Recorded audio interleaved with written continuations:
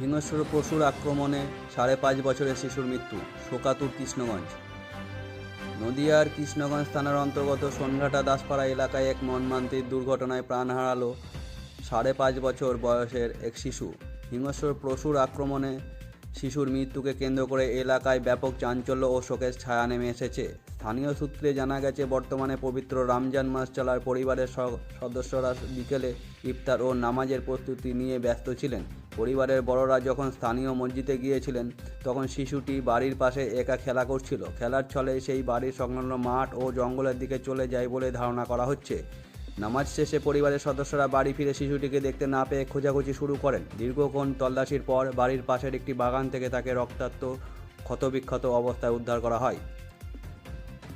রক্তাক্ত অবস্থায় শিশুটিকে দ্রুত উদ্ধার করে কৃষ্ণগঞ্জ গ্রামীণ হাসপাতালে নিয়ে যাওয়া হয়, কিন্তু হাসপাতালে কর্তব্যরত চিকিৎসকরা পরীক্ষা নিরীক্ষার পরে তাকে মৃত বলে ঘোষণা করেন। স্থানীয় বাসিন্দাদের প্রাথমিক অনুমান, কোনো হিংস্র কুকুর বা শিয়ালের আক্রমণের শিকার হয়েছিল শিশুটি। ঘটনার খবর পেয়ে কৃষ্ণগঞ্জ থানার পুলিশ হাসপাতালে পৌঁছায়। বর্তমানে শিশুটির দেহটি কৃষ্ণগঞ্জ থানার মর্গে রাখা হয়েছে। পুলিশ সূত্রে জানানো হয়েছে, ঘটনার প্রকৃত কারণ খতিয়ে দেখা হচ্ছে। আজ বৃহস্পতিবার মৃতদেহটি ময়নাতদন্তের জন্য কৃষ্ণনগর জেলা হাসপাতালে পাঠানো হবে। এই আকস্মিক মৃত্যুর ঘটনায় গোটা সোনঘাটা দাসপাড়া এলাকায় শোকের আবহ তৈরি হয়েছে।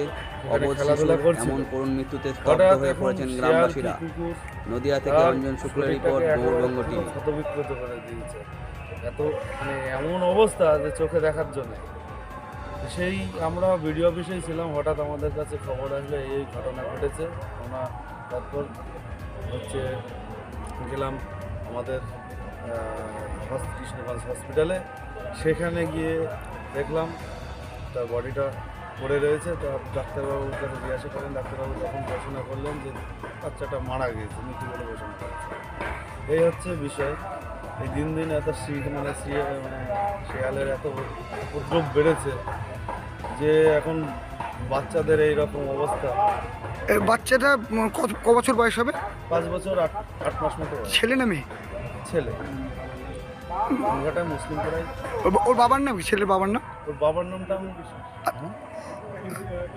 ইজাজুল বিশ্বাস। আপনার নাম কি? আমার নাম বাপন বিশ্বাস। আমি কৃষ্ণগঞ্জ সিপিআইএম পার্টি এরিয়ার সম্পাদক।